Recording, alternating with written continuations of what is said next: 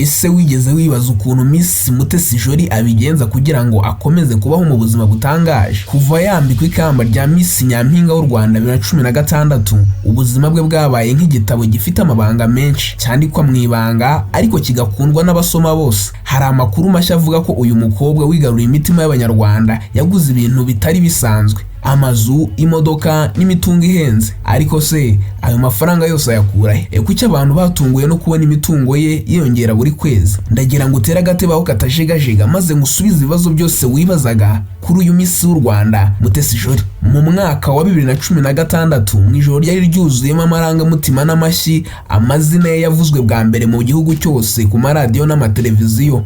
Miss Rwanda 2016 ni Mutesi Jolly. Uwo munsi nibwo amateka ye yahindutse. Igikoko cy'imodoka kizwi nka Mercedes BENZ G63 cyinjiye bwa mbere muri parikingi ya Kigali. Iyo modoka izwiho gutwara abayobozi n'abaherwe, ari nayo yaciye amarenga ko uyu Miss Mutesi Jolly yageze ku rundi rwego. Ku mbuga nkoranyambaga abamukurikira bahise batangira kuvuga byinshi. Bamwe baravuga bati Jolly yabigezeho, abandi bati ese ibi byose abikomora he?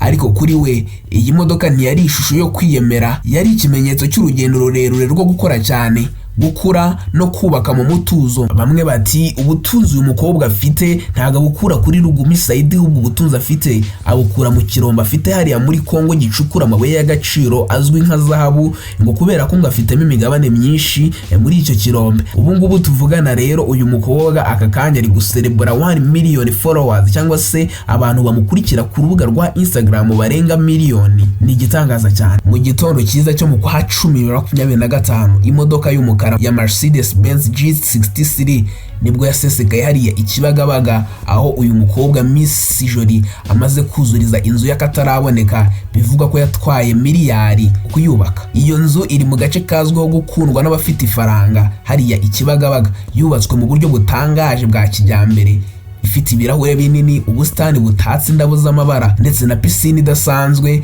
Abantu bakunda kuvuga ko iyi nzu ari ya kiyobozi. Uwinjiye imbere y'iyo nzu yumva icyanga cy'ubuzima butuje, nkaho buri gice cyayo kivuga amagambo adasanzwe. Ibi byose ntabwo byabaye kubw'impanuka. Miss Mutesi Jolly ntago ari umuntu usakuza, ahubwo ni umuntu wubaka gahoro gahoro.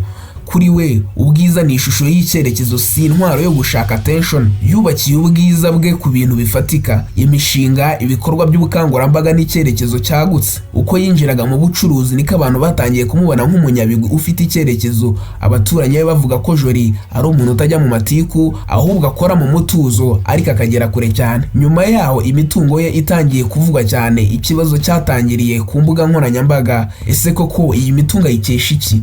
Mu ntangiriro za 2025 hari izina ryasakaye rikurura impaka, Lugumi Saidi, umucuruzi ukomeye w'intwaro hariya muri Tanzania. Byavugaga ko ari inshuti yihariye ye, ariko abandi bakavuga ko ari igisaza kimumeramo amafaranga, dore ko Lugumi Saidi ari mu bakire bahariya muri Tanzania. Ariko Jolly yahise abihakana avuga ko account ya Instagram yibwe kandi ko ibyanditsweho byose bitari ukuri. Nta gihamya na kimwe kigeze kigaragaza ko imitungo ya Mutesi Jolly ifitanye isano na Lugumi Saidi. Ariko nk'uko bisanzwe kuri social media, inkuru y'ukuri ikunze gucibwa intege n'ibihuha. Bamwe bati ubutunzi uyu mukobwa afite ntago abukura kuri Lugumi Saidi, ubwo ubutunzi afite abukura mu kiromba afite hariya muri Kongo gicukura amabuye y'agaciro azwi nka zahabu, ngo kubera ko ngafitemo imigabane myinshi muri icyo kirombe. Ariko ayo ni amakuru avugwa. Muri make nta kimenyetso gifatika nabwo kigaragaza ko uyu mukobwa mu by'ukuri uyu mukobwa yaba afite imigabane muri icyo kirombe. Ikindi kandi uyu mukobwa ubuzima bwe akomeza kubugira ibanga, kubera ko yabonye ko ibanga aricyo kintu cya mbere gishobora gutuma umuntu atera imbere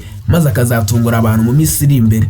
Ikintu gitangaje cyaje gutungura abantu benshi kuri uyu mukobwa ni uburyo uyu mukobwa yirengagije ubwiza bwe, icyubahiro ndetse n'ubushobozi afite hano mu gihugu cy'u Rwanda, yarangiza akagenda akifotozanya n'abantu ku mbuga nkoranyambaga, amavideo akagenda atambuka, abantu basa nabi. Yagakwiye kuvuga ati njyewe ndarenze, ntago nakorana ifoto n'aho ngaba, cyangwa se akigumira mu modoka ye nziza akikomereza. Ariko kubera guca bugufi ndetse no kumenya ubusobanuro bw'ubuzima icyo ari cyo, yaremeye ava mu modoka ye nziza namaze kukubwira agaciro kayo, yarangiza ajya hanze maze yifotozanya n'aba bantu, maze amafoto agenda caracara ku mbuga nkoranyambaga ndetse n'amavideo, abantu bavuga bati Imana ishimwe kuba dufite umukobwa mwiza ushoboye kandi ushobotse, ushobora gufasha abantu, mbese akisanzura n'abantu atitaye ku bwamamare ndetse n'ubwiza bwe. Urumva rero umukobwa nk'uyu nguyu uba witeye amaparufe ahenze agura za miliyoni, kwisanzurana n'abantu b'abakarani bakaza bagafata udufone twabo twa make bakifotozanya nawe,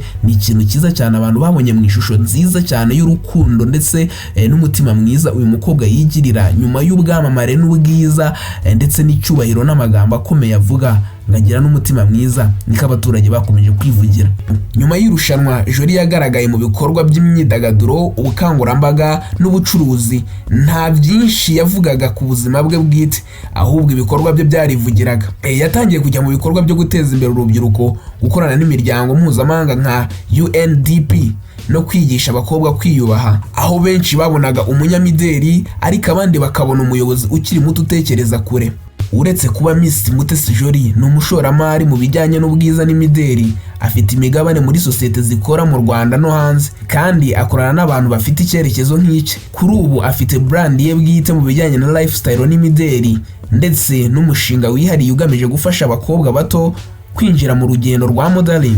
Ibi byose byerekana ko atari icyamamare gusa, ahubwo ari umuntu uri kubaka ubukire burambye n'icyubahiro gishingiye ku mbaraga ze bwite. Mu gihe abantu benshi bibwira ko ubwamamare bushira nk'umuyaga, Mutesi Jolly arerekana ko bushobora kuba urufunguzo rw'ubukire burambye.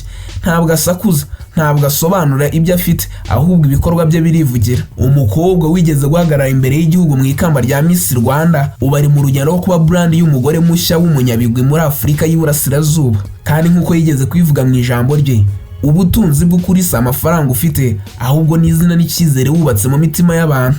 Mutesi Jolly urugendo rwe rukomeje kuba isomo ry'urubyiruko rw'abakobwa benshi, si inkuru y'ubwamamare, ahubwo ni inkuru y'icyerekezo. Reka ngushimire wowe twabanye muri iki kiganiro. Ngiye gutegura nkana kugeza ibi biganiro banyita Iber. Kwibutsa kangaho ko ibi ngibi ni kuri Mega TV Rwanda. Utarakora subscribe uri gucikanwa cyane, kora subscribe, ukore like, ntiwibagirwe na share kugira ngo dukomeze tubane mu bihe byiza mu biganiro byinshi tukugezaho kuri iyi channel yitwa Mega TV Rwanda. Ciao, bye bye. Naho ubutaha.